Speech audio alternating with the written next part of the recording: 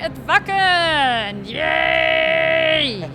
I have the questions and I have the answer, which is really great. I could never say that before in an interview, actually. Well, you know. I'm sorry to exploit that. That's It's a nice intro. That's what we're here for, to be exploited.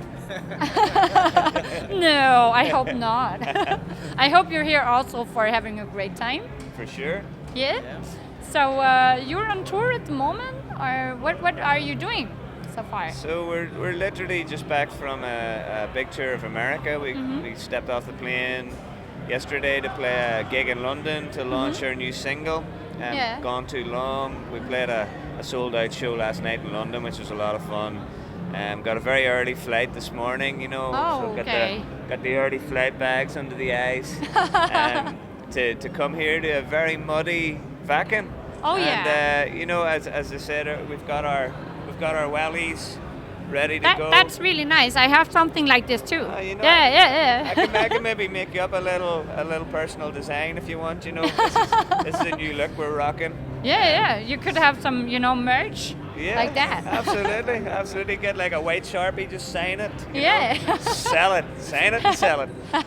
So yeah, we're here. We're happy to be here. We're playing at 10:30 tonight, so it should be a really, hopefully a very busy gig. And Yeah, and I think it's not raining at that time, so that's yeah, well, we're in a tent, so if it rained, maybe it would be no bad thing, you know. Drive a few people in. But I think the people coming to the show because of your sound. Yeah. That's what I think. And Not just because of and the to rain. stay dry. So talking about the sound, what is important to you when you're creating music, like with the sound? Are you playing around on the amplifiers and on, telling the sound technician we want it this way or that way, or is there any discussions within the band? On stage or No, when you're writing the music, when we're basically. writing? It starts out pretty spontaneous, Mm-hmm. like maybe just the four of us kind of playing in a room, and we get the songs worked up that way, and if they work that way, we know it's good material. Mm-hmm. When we get a bit further down the line into the studio, we've made 5 records now, so we have very definite ideas how we want an album to sound in terms of production and stuff, and what sounds we go for. So yeah, we've started to get quite involved in that side of things. Mm-hmm. We're also afforded the luxury of working with our good friend Will Maya on this last record, who we've known for 10 years now. So he kind of understands the band, we understand him, and we can communicate what we want to get. Right? So yeah, we get involved. Yeah. And for the crew part, like, do you always work with the same people, or is it like you always switch the crew, or? Mostly the same. It's like an extension of the family now, the Answer family. So we've had pretty same crew for a long time. Some people come and go, but we've a pretty stable crew lineup too. You're sticking to your light guy and your sound guy. And Yep, all the same probably guys. to a cook. Well, we used to have a cook, not anymore. Okay. We've got a good crew, but we never actually tell them that, you know. Yeah, you gotta keep them on their toes. Yeah. But now it's on a video. You tried really hard, not to tell them how good they are, but Disclaimer. disclaimer, oh my god. No, you told them. The crew we had yesterday were really good. Done that, you know. You don't know any guitar techs by any chance, do you? We'll maybe switch some details after the interview. I keep forgetting about this guy. I didn't hear anything. You said anything? No. I have a special question that I put to everyone in my interviews. Sorry. What makes a person become an artist? Like, what defines an artist? Is it somebody else, or is it yourself saying, yeah, I'm an artist? Or, are you an artist? I would like to say I'm an artist, yeah. Yeah? I think it has to come from the individual. And I don't say that in like a in a I'm fancy. an artist, Yeah, I'm check so me out. important. But we spend a lot of time and effort writing songs and making albums, which essentially, whether people would regard them as that or not, they're pieces of art, Um, like any other record, song, painting, poem, it's all art, and we're part of that, and I'm proud to be part of it. So it comes from the bottom of your heart what you're doing.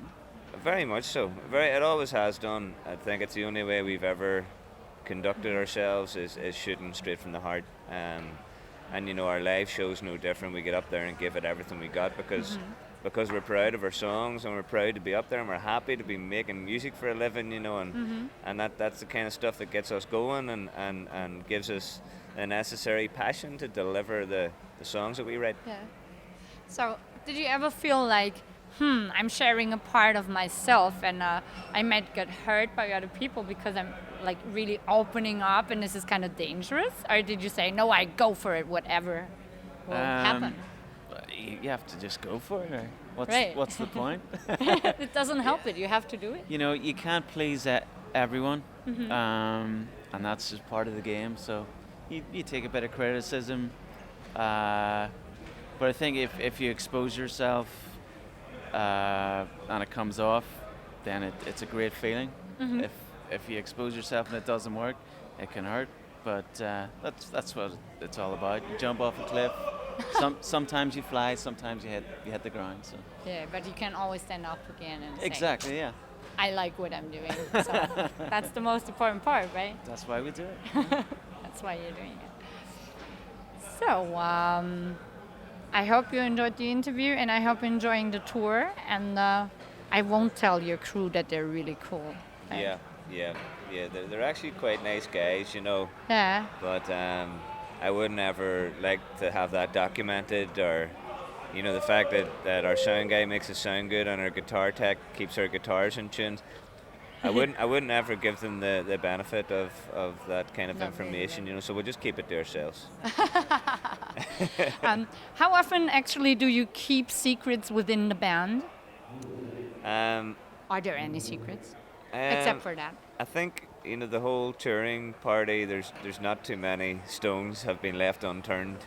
Any band will tell you the life on a tour bus. There's not a lot of personal space there. It's band and crew all in, all together. Literally sleeping on top of each other. In bunk beds. Yeah, tiered bunk beds. So you keep reading each other's diaries? Yeah, of course. Yeah. Our bass player keeps a diary. It's very sweet. Oh. That's a joke. That's interesting. Yeah, of course it is. Right. No, I mean, we've been touring now for 10 years since we put our first record out. Okay. So everybody kind of understands each other.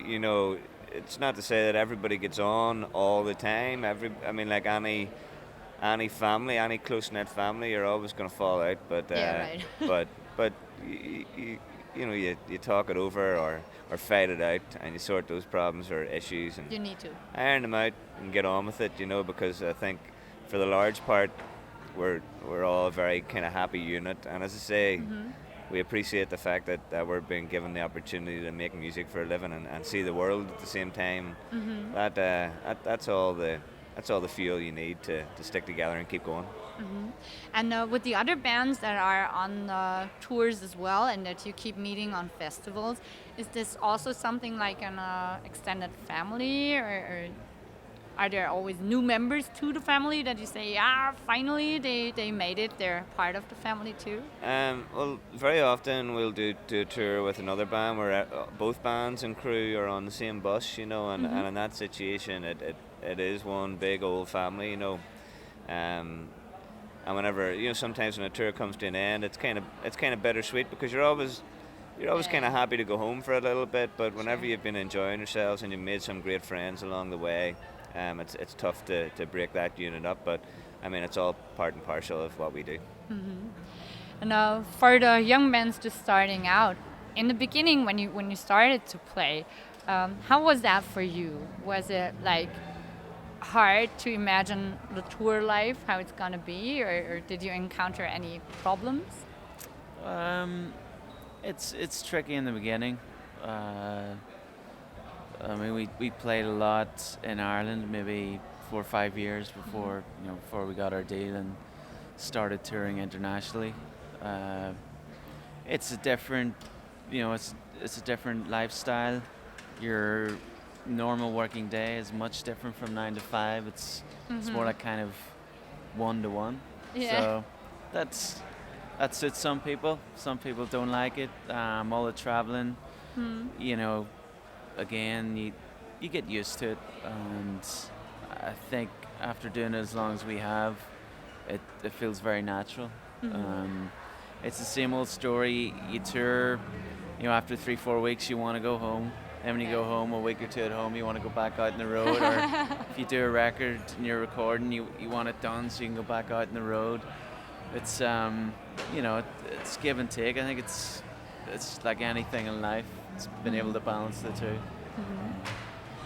There has been a situation when there was a memorial concert for Thin Lizzy bass player. There was a kind of special moment when his mother, I think, did something special.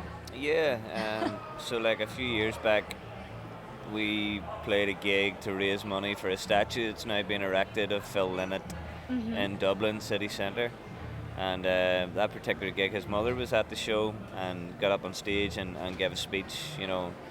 She's very eloquent, very cool woman, and we ended up going back to her hotel lobby and drinking brandy with her until 5 o'clock in the morning and hearing all these great stories about Phil and their past. And then the next day we had to shoot a video, and we were actually shooting it in a guitar shop in Belfast, and the owner of the guitar shop put the phone down. It was like, I've got a bit of a surprise for you.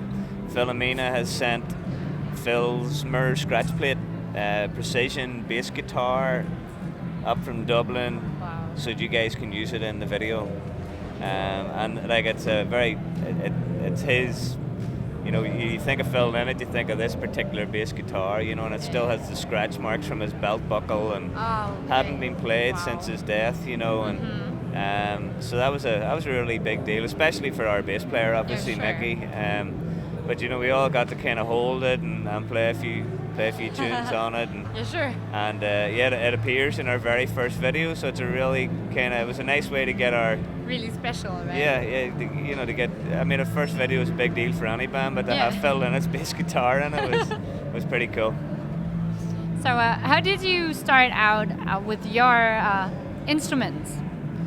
I'm a singer, so I kind of started singing because my first band didn't need 4 guitar players, It's like, well, what else can I do? I'll try singing. Okay, did you have a teacher then, or? No, I just went for it, and just over the years it's got stronger, and the more like practicing a guitar, the more you do it, hopefully the better you get at it, and it's just developed over the years, And how did you start? I guess kind of similar. Was really inspired by AC/DC. I saw Angus when I was pretty young, and I would ask my parents for a guitar every Christmas. I would never get one, and then eventually, after 3 or 4 years of asking, Christmas Day, under the tree was a guitar. Yeah, finally. Finally, right? So I started there, and I wasn't very good in the beginning, but kept chopping away at it, and eventually hooked up with these guys, and here we are today. Good, that's great.